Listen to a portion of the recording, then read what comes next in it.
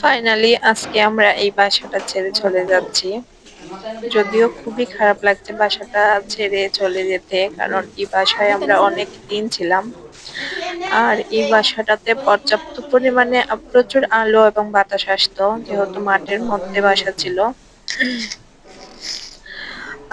শীতকালে খুবই একটা দায়ক বাসা ছিল এটা, কারণ প্রচুর রোদ আসতো।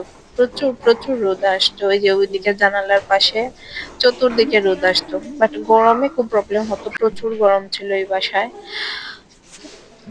যাক, সুবিধা অসুবিধা সবই ছিল ওই বাসার মধ্যে। কিন্তু সবচাইতে বড় প্রবলেম ছিল এই বাসায় রুম কম, আমরা মানুষ বেশি, মূলত এই জন্যই বাসাটা ছেড়ে চলে যাওয়া। আর আরো ভালো লাগতো এই বাসায়, এদিকে কোনো মানে গাড়ির হর্ন বাজতো না, কোনো কোলাহল ছিল না। সব মিলিয়ে ভালোই ছিল, কিন্তু যেহেতু জায়গা কম তাই আমরা এই বাসা ছেড়ে চলে যাচ্ছি।